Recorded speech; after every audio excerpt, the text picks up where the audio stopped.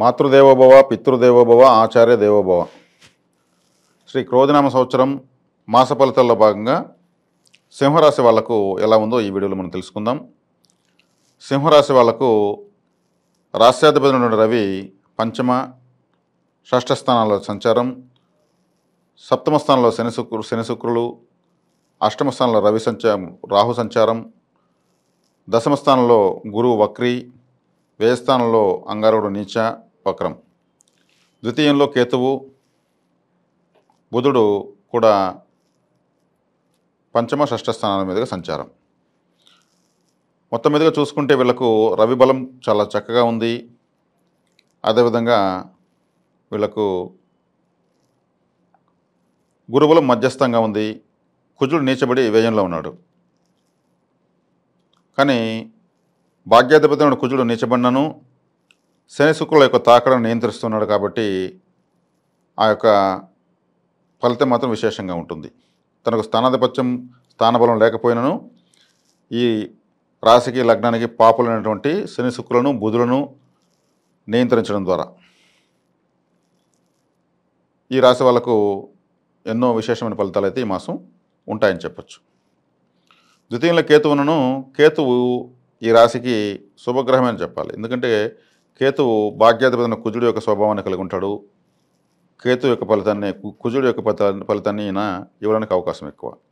అష్టమ స్థానంలో రాహు ఆకస్మికమైనటువంటి ధన నష్టాలు, ఆకస్మికమైనటువంటి అవమానాలు, అన్ని ఆకస్మికమైన విషయాలు ఎక్కువ జరుగుతూ ఉంటాయి. ఈ విషయంలో మీరు జాగ్రత్తగా ఉండాలి. ఆయన ఏ శుభగ్రహం చూడడం లేదు. రాహువే అన్ని గ్రహాల కన్నా ఎక్కువ నష్టాన్ని కలిగిస్తున్నాడు. ఈ రవి యొక్క బలం, గురువు యొక్క బలం కొంత ఆ రాహు యొక్క తాక నుంచి కాపాడడానికి అవకాశం ఉంది. శుభ అశుభ మిశ్రమంగా ఈ మాసం ఉంటుంది. కాబట్టి మీరు ఆచితూచి అడుగులు వేయడం చాలా మంచిది. సింహరాశి వాళ్ళ యొక్క సహజ స్వభావం ఏంటంటే పొగడ్తలకు పొంగిపోతారు, ఏమారిపోతారు. ఏదైనా ఓపెన్గా చెప్తే ఈ రాశి వాళ్ళు జరగదు, చెప్పకూడదు. ఈ రాశి వాళ్ళు చెబితే ఏది జరగదు, జీవిత పర్యంతం జరగదు. చెప్పకుండా వీళ్ళు ఉండలేరు. పొగిడితే వీళ్ళు ప్రాణాలను ఇచ్చేస్తారు. కాబట్టి చెప్పకుండా చేయడమే సింహం యొక్క లక్షణం. కాబట్టి అందున ఈ రాశి వాళ్ళకి ధీమా ఎక్కువ, నేను అన్నీ సాధిస్తానని. ఎందుకంటే గ్రహరాజు యొక్క రాశి కాబట్టి. ఈ రాశిలో మకా నక్షత్రం ప్రారంభమవుతుంది. మకా నక్షత్రం అంటేనే పితృ నక్షత్రము. ఈ నక్షత్రము పితృదేవతలను సూచిస్తుంది. ఇప్పుడు ఈ రాశిలో ఉన్నటువంటి అన్ని రకాల విద్యార్థులు, వ్యాపారస్తులు, వివాహం కాని వాళ్ళు, అదేవిధంగా వ్యాపారాలు చేస్తున్న వ్యవసాయం చేస్తున్న వాళ్ళు, విదేశాలకు వెళ్ళాలనుకున్న వాళ్ళు కూడా మీరు ఆచితూచి నిర్ణయాలు తీసుకుని ముందుకెళ్ళడం మంచిది. సరైన నిర్ణయాన్ని తొందరపడకుండా తీసుకోండి. ఫలితాలు అయితే ఖచ్చితంగా ఉంటాయి. ఎందుకంటే రాశ్యాధిపతి యొక్క బలం చక్కగా ఉంది, అది మీకు అనుకూలిస్తుంది. పెట్టుబడులు అయితే ఎక్కువ పెట్టకండి. పెడితే మాత్రం ఆ డబ్బు మీది కాదు, సముద్రంలో పోసిన తేనెలాగా వెళ్ళిపోతుంది. అష్టమ స్థానంలో రాహు ఉన్నాడు. ఆశ చూపించి మోసం చేసేస్తాడు.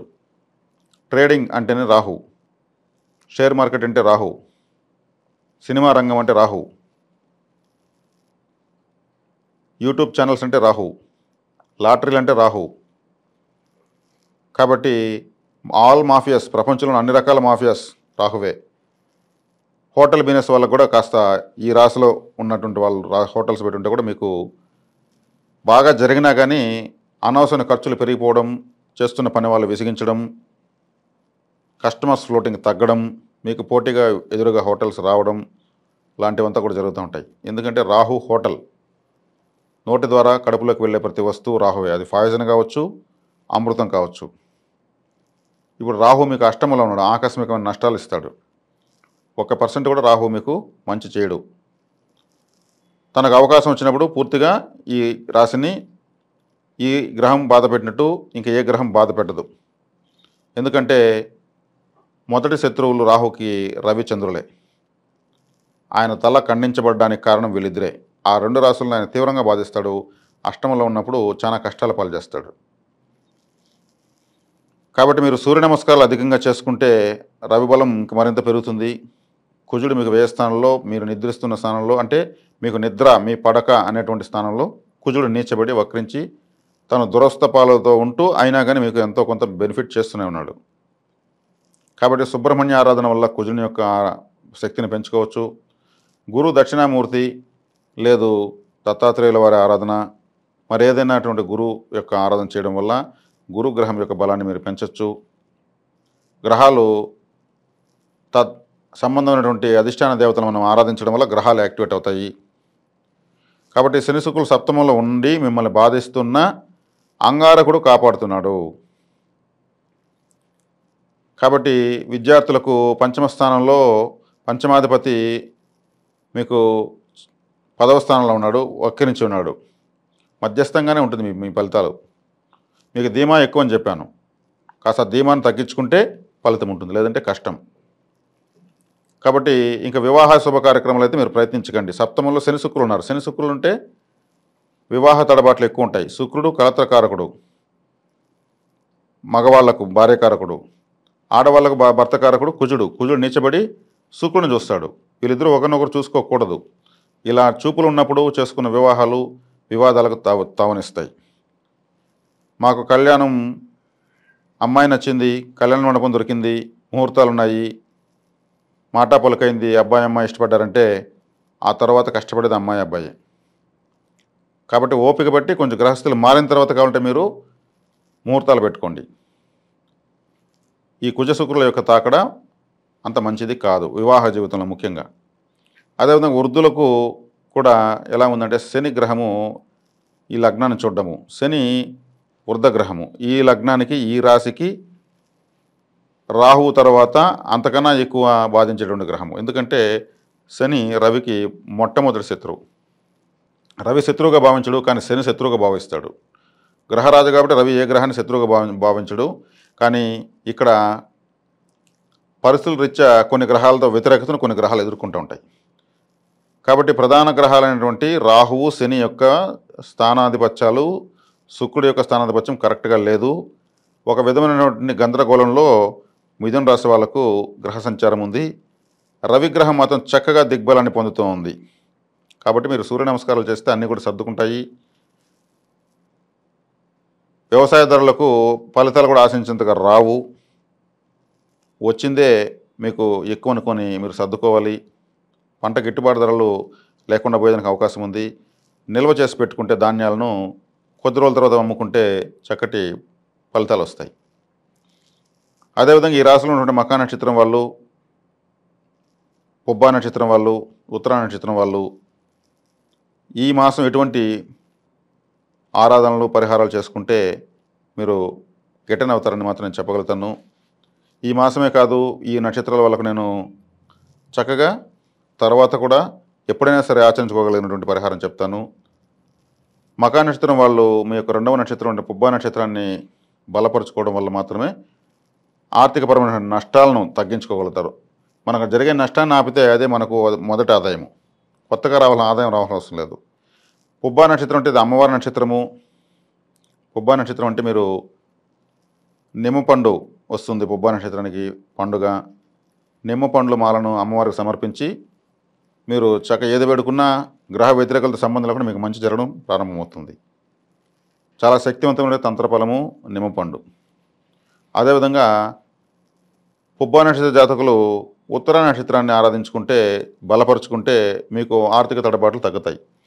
ఉత్తర నక్షత్రం అంటేనే అర్జునుడు పుట్టిన నక్షత్రము, చాలా వేగవంతమైన నక్షత్రము, అయ్యప్ప స్వామి జన్మించినటువంటి నక్షత్రము. ఆయన బాణం ఎత్తుకుంటాడు, ఈయన బాణం ఎత్తుకుంటాడు. కాబట్టి ఉత్తర నక్షత్రాన్ని మీరు జీవిత పర్యంతం బలపరచవచ్చు. అయ్యప్ప స్వామి ఆరాధన చేయొచ్చు. అర్జునుడు యుద్ధానికి వెళుతున్నప్పుడు శ్రీకృష్ణుడు రథసారథిగా ఉన్నప్పుడు ఫోటోని మీరు ఆరాధించవచ్చు. జీవిత పర్యంతం మీదే విజయం. ఎందుకంటే వాళ్ళు 100% యాక్టివ్లో ఉన్నటువంటి సందర్భం. యుద్ధరథం పైన అర్జునుడు, రథసారథిగా శ్రీకృష్ణుడు, విజయానికి సంకేతం అది. కాబట్టి పుబ్బా నక్షత్రం వాళ్ళకు మీరు అయ్యప్ప స్వామిని, కృష్ణార్జునుల యొక్క ఆరాధన చేసుకోవచ్చు. ఇక ఉత్తరా నక్షత్రం వాళ్ళు ఒకరికి తగ్గరు, ఎప్పుడూ తగ్గరు. పౌరుషం చాలా ఎక్కువ, వెన్ను చూపరు. కానీ పరిస్థితులు సరిరాకపోతే మనోవేదంతో కుంగిపోతారు, అవమానంతో కుంగిపోతారు. అర్జునుడు కూడా ఇటువంటి సందర్భాలు ఎక్కువ వచ్చాయి. ఆయన అదృష్టం అదృష్ట దేవతతో సావాసం ఉండడం. అదృష్ట దేవత ఎవరో కాదు, శ్రీకృష్ణుడే. కాబట్టి ఉత్తరా నక్షత్రం వాళ్ళు తమ తర్వాత నక్షత్రమైనటువంటి హస్తా నక్షత్రంని ఆరాధించడం. హస్తా నక్షత్రాన్ని ఎలా బలపరుచుకోవాలంటే, హస్తా నక్షత్రం అనేది చేతితో పనిచేసేటువంటి దేవుడు ఎవరున్నారు? బ్రహ్మదేవుడు, చిత్రగుప్తుడు. కలము ఆయుధంగా కలిగినటువంటి దేవతల వాళ్ళు. ఇద్దరు ఆడిటర్సే. కాబట్టి మీరు ఎక్కడైనా ఆడిటర్సు, అర్జీలు రాసేవాళ్ళు, కోర్టు దగ్గర టైపిస్టులు, వీళ్ళంతా కూడా చేత్తో పని చేస్తూనే ఉంటారు, రాస్తూనే ఉంటారు. వాళ్ళకి చక్కగా మీరు ఏదైనా సరే ఫుడ్డు, వాటర్ ఇటువంటివి ఇవ్వండి. ఇది మీ మాస ఫలితాన్ని కాదు, జీవితాన్ని మార్చేస్తుంది. ఈ మాసంలో ఒక రవిగ్రహం తప్పితే మీకు ఏ గ్రహము బలంగా లేదు.